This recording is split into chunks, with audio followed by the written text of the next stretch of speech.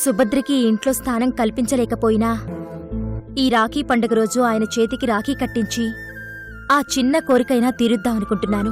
అన్నా చెల్లెలి అనుబంధం అంతులేనిది ఆనందం, జాబిలమ్మకిది జన్మదినం, కోటి తారకల కోలాహలం, అన్నయ్య ప్రేమి అరచేతిలోన అందాల రేఖలు అవుతుంటే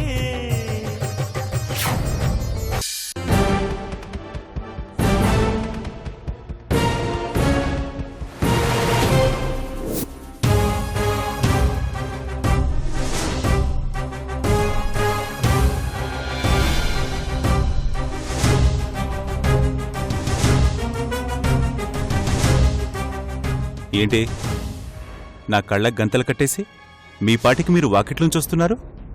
మీకెక్కడ దొరుకుతావన్న భయంతో కాస్త దూరంగా వెళ్ళావండి. దూరంగా అంటే నన్ను ఈ చివర వదిలేసి మీరంతా ఆ చివర ఉండడమా? అంటే మీ పాటికి మీరు మీ పనులు చేసుకుంటూ నన్ను ఆట పట్టిస్తున్నారా? ఏం లేదులేరా, నీ చేతికి దొరకకూడదనే కదా. అంటే నేను మాత్రం మీ చేతికి దొరకాలి, మీరు మాత్రం నా చేతికి దొరకరు.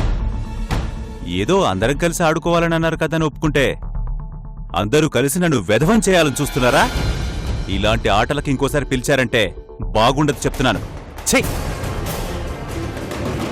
అరే ఉండండి, కోప్పడతారేంటి? ఇప్పుడే కదా సరదాగా ఆడుకున్నావు, ఇంతలోనే కోప్పడితే ఎలా? ఇదంతా నీవల్లే. ఆటలు పాటలను తీసుకొచ్చి నాతో ఆడుకుంటున్నావు. తక్కో.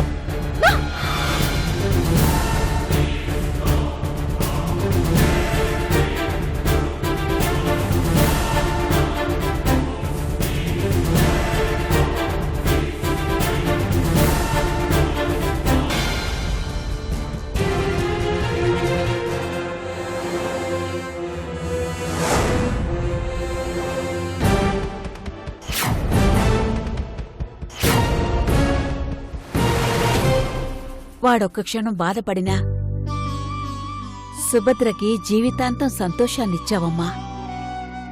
నిజంగా నీ మేలు మర్చిపోలేను.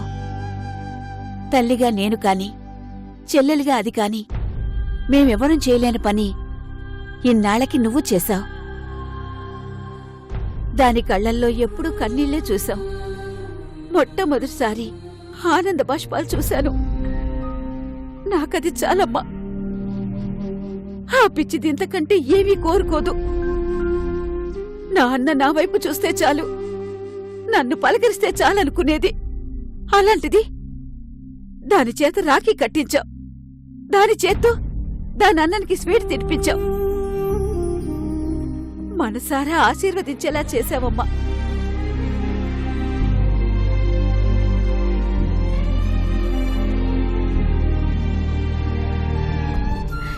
కాకపోతే వాణ్ణి ఆట పట్టించామని బాధపడుతూ ఉంటాడు. అదేం కాదులే అత్తయ్య, నే వెళ్ళి సర్ది చెప్తానుగా, మీరేం టెన్షన్ పడకండి.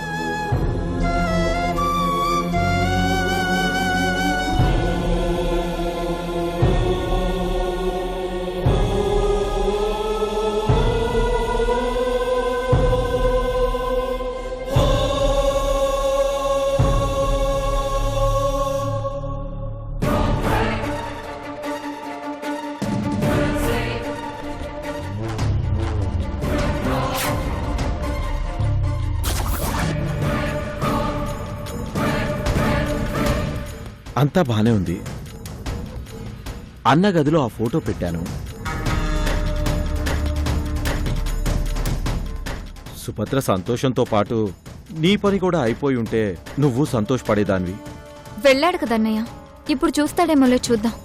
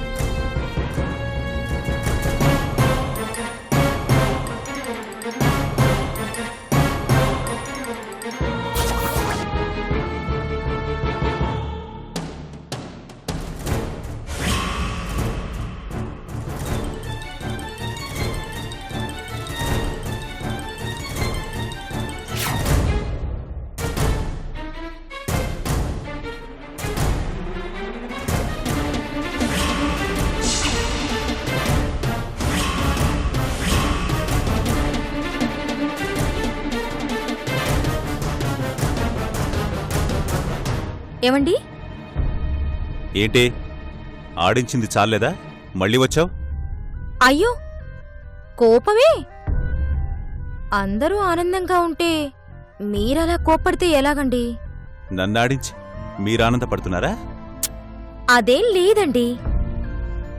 మిమ్మల్ని ఆడించామని మీరనుకుంటున్నారు కానీ దానివల్ల ఒకరి జీవితంలో మర్చిపోలేని ఆనందాన్నిచ్చాం. ఎవరికి? ఆహ్! ఇంకెవరికండి? అత్తయ్య గారికి. మీరు చిన్నపిల్లాళ్ళ ఆడుతుంటే అత్తయ్య ఎంత మురిసిపోయిందో. సరే, కాఫీ చల్లారిపోతుంది. కాఫీ తాగండి. నాకొద్దు. అబ్బా, తాగండి. వద్దంటున్నానా?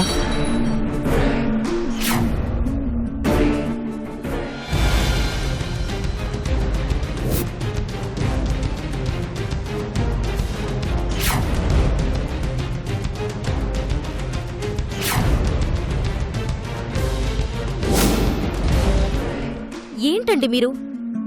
ఇప్పుడేమైందని? అందరూ సరదాగా ఉంటే మీరిలా గదిలో ఉండడం ఏం బాగోలేదు. హాల్లోకి వెళ్దాం పదండి. నేను రాను. చిన్నపిల్లాళ్ళ ఆడారు కదా అని చిన్నపిల్లాళ్ళ ఫీల్ అయి మారం చేస్తున్నారా? రండి. ఎందుకు? మీరిలా కోపంగా వచ్చేసరికి అత్తయ్య గారు ఏమైందో అని కంగారు పడుతున్నారు. వచ్చి మామూలుగా కనిపిస్తే అత్తయ్య గారికి బాగుంటుంది.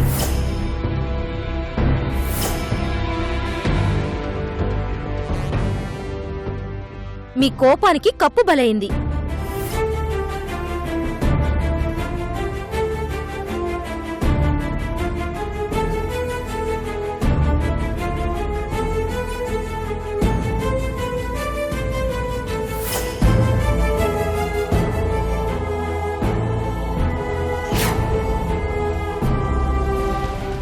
ఏంటన్నయ్య, ఫోటో అన్నయ్య గదిలోనే పెట్టావా? అవునమ్మా, ఇందాకే చూశాడనుకున్నాను కానీ చూసినట్లు లేడు. ఇప్పుడైనా చూసుంటాడంటవా? చూడాలి. తలుపు తీయగానే ఎదురుగా కనిపిస్తుంది, కానీ ఇప్పుడు వరకు ఎలాంటి సౌండు రాలేదు. అందుకే చూశాడా లేదా అని డౌట్. చూస్తే ప్రాబ్లం త్వరగా సాల్వ్ అయిపోతుందన్నయ్య. నేను అదే అనుకుంటున్నానమ్మా, కానీ ఇంకా చూసినట్లేడే.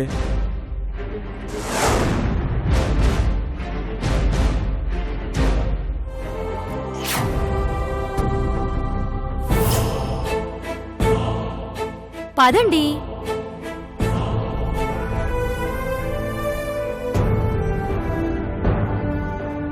రండి. అత్తయ్యా! ఏయ్! ఉండు.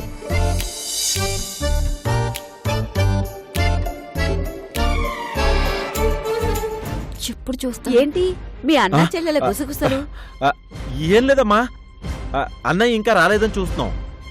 హ, వాడా? వాడి కోపం వస్తే అంత త్వరగా మాట వింటాడా?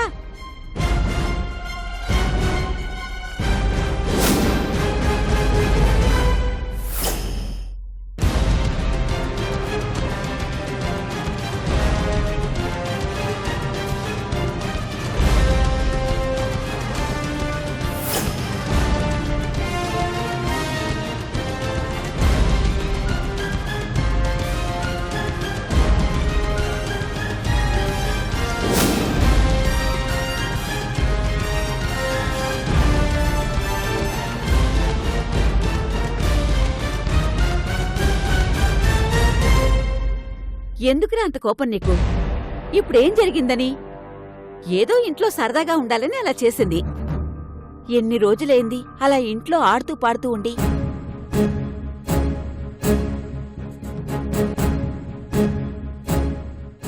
ఏదో శిరీష పుణ్యం అని ఈ రోజందరం ఆడుతూ పాడుతూ గడిపాం. దానికెందుకింత కోపం? అందరు కలిసి ఆడినట్టు లేదు, మీరందరూ కలిసి నన్నాడించినట్టుంది. ఇప్పుడేమైందిరా? ఏమైందేంటి? నా కళ్ళకు గంతలు కట్టి మీరందరూ మాట్లాడుకుంటూ కూర్చుంటే ఏంటి అర్థం?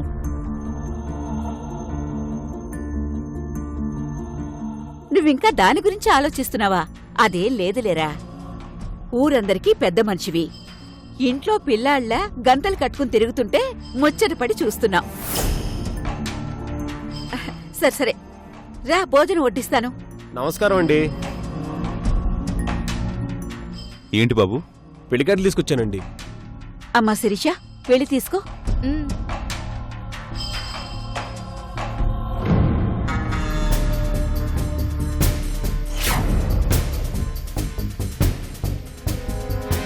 వస్తానండి. మంచిది.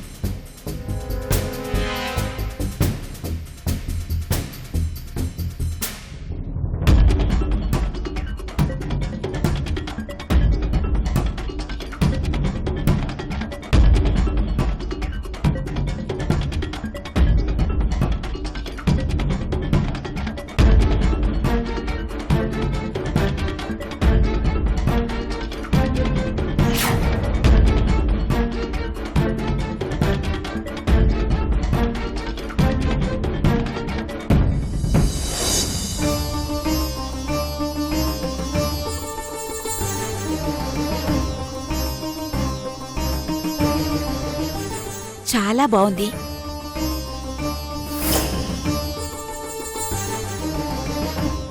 ఏమ్మా శిరీష నీకెలా ఉన్నాయి? బాగున్నాయి అత్తయ్య.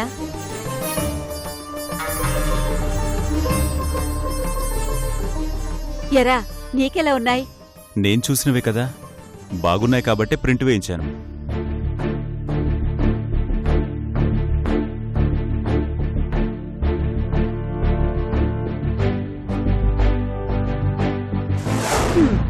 వీడికింకా కోపం తగ్గినట్లేదు. ఒరే సింహ, ఆ పెళ్లి కార్డులని కవర్లో పెట్టండి. ఇవాటి నుంచి పంచడం మొదలు పెడితే త్వరగా పనవుతుంది. లేదనుకో అది అలాగే ఆలస్యమైపోతుంది. అలాగే అమ్మా.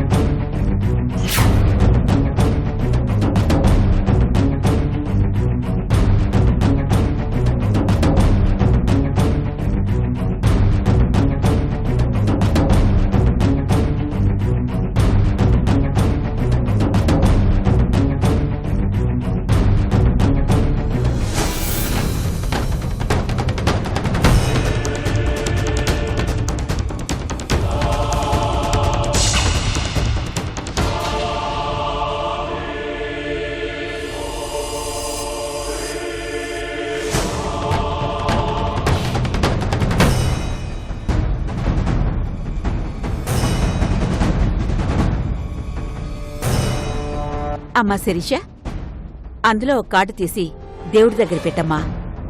మొదటి శుభలేక అబ్బాయి వాళ్ళకివ్వాలి కదా, ముందు దేవుడి దగ్గర పెడితే ఆ కార్డు తీసుకెళ్లి వాళ్ళకిద్దాం. అలాగే అత్తయ్య.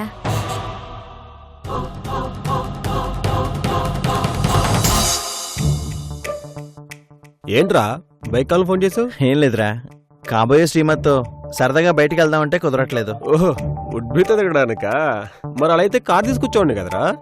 కారులో ఏం బాగుంటుందిరా, బైక్ రైడింగ్ అయితే కాస్త రొమాంటిక్ గా ఉంటుంది కదా అని. అర్థమైందిలే. నీ కావ్య శ్రీమతిని ఒకసారి చూపించచ్చు కదరా.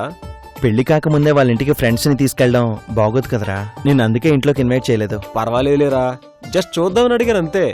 చూడాలి అంటే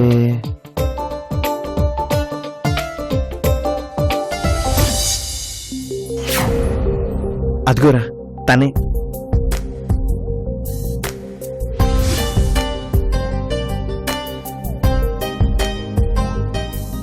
చాలా బాగుందిరా, మీ ఇద్దరు మేడ్ ఫర్ ఈచ్ అదర్లా ఉంటారు.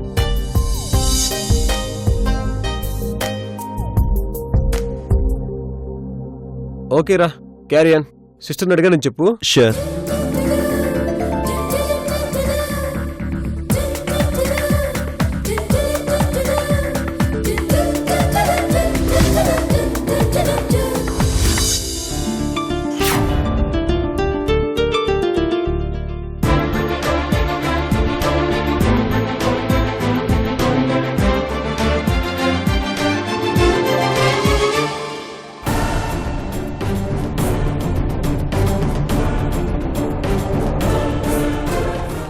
నీతో చాలా మాట్లాడాలనిపిస్తుంది, కానీ అవకాశం దొరకడం లేదు. ఈరోజు ఏమైనా సరే మనసు విప్పి నీతో మాట్లాడాలని డిసైడ్ అయ్యాను. అందుకే సరదాగా మన ఇద్దరం బయటికి వెళ్ళడానికి ఫ్రెండ్ని అడిగి బైక్ కూడా తెప్పించాను. సరదాగా సినిమాకి వెళ్ళి అలా తిరిగేసి వద్దాం.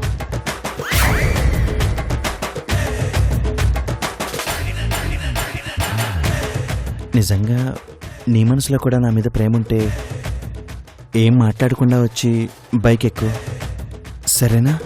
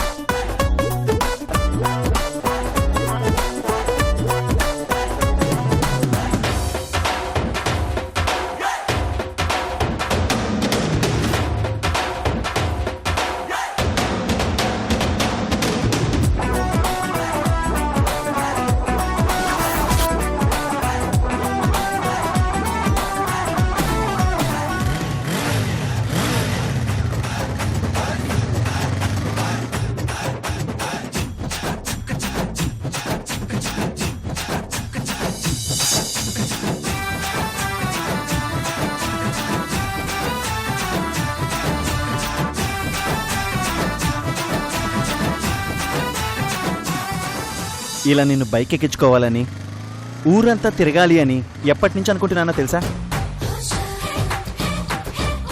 కాకపోతే నలుగురు చూస్తే పెళ్లికి ముందు బాగుండదని ఆగాను.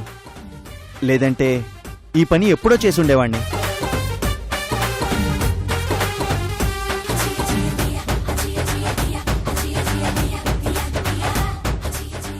నాకు చాలా హ్యాపీగా ఉంది. మనసులో ఉన్న ఇష్టాన్ని ఇష్టపడే వ్యక్తికి చెప్పగలిగేది ఏకాంతం దొరికినప్పుడే కదా. ఇన్నాళ్లకి మనకి ఏకాంతం దొరికింది. ముందల సరదాగా తిరిగొద్దాం.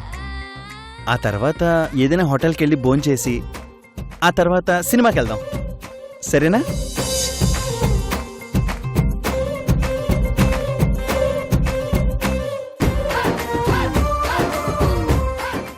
ఏంటో కనిపించినప్పుడు ఏదేదో చెప్పాలి, ఏదేదో మాట్లాడాలి అనిపిస్తుంది. కానీ కళ్ళకి కనిపిస్తే ఏం మాట్లాడాలో అర్థం కాదు. అందుకే ఎప్పుడూ ఏ విషయాన్ని ఓపెన్గా నీ దగ్గర షేర్ చేసుకోలేకపోయాను. నువ్వంటే నాకు చాలా ఇష్టం. ఈ ఇష్టాన్ని సూటిగా నీ కళ్ళలో చూస్తూ చెప్పాలని చాలాసార్లు అనుకున్నాను. కానీ ఎప్పుడూ ఎవరో ఒకరు అడ్డొస్తూనే ఉండేవారు. మనం ఏకాంతంగా కలవడమే కుదిరేది కాదు. అందుకే ఈరోజు మాత్రం మన ఇద్దరం మనసు విప్పి మాట్లాడుకోవాలి. నా మనసులో నేను అనుకున్నవన్నీ నీకు చెప్తాను, నీ మనసులో నువ్వు అనుకున్నవన్నీ నాకు చెప్పు. ఈరోజు మనకి జీవితాంతం గుర్తుండిపోవాలి.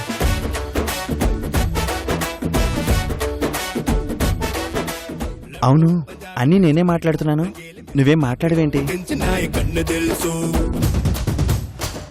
ఏమైంది?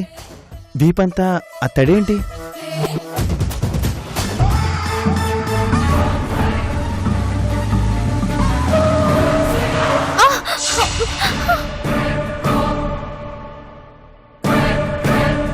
ఏయ్, ఇప్పటి వరకు నా బైక్ మీద ఉంది నువ్వా?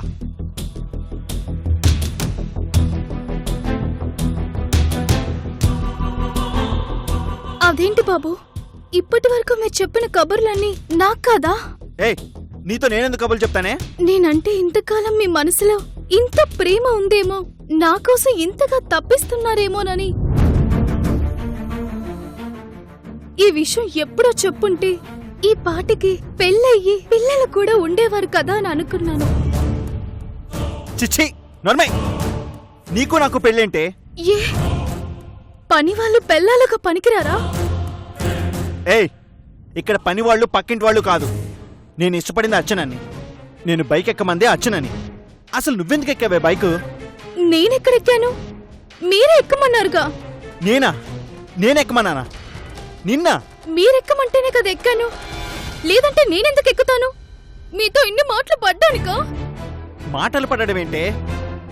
నేనేదో నా అర్చనాన్ని ఎక్కించుకుని అలా సినిమాకి వెళ్దాం, షికార్కి వెళ్దాం అనుకుంటే నా ప్లాన్ మొత్తం నాశనం చేసావు కదే. నేనే నాశనం చేయలేదు. మీ పాటికి మీరట్టు తిరిగి ఎప్పటి నుండో నీతో మాట్లాడాలనుకుంటున్నాను, నా మనసులో మాట చెప్పాలనుకుంటున్నాను, మనమిద్దరం అలా బయటికి వెళ్ళి మనసు విప్పి మాట్లాడుకుందామా అని మీరన్న మాటలు విని నా గురించి అనుకుని నేను వచ్చి బైక్ ఎక్కాను.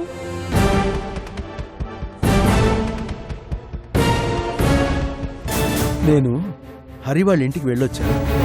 వాళ్ళింటికా? అర్చన కన్నా హరి పెద్ద చెల్లెలే. పద్ధతి గల అమ్మాయి అనిపిస్తుంది. ఏమండి? ఏం మాట్లాడుతున్నారో అర్థమవుతుందా మీకు? అది అది రెండో భార్య కూతురది.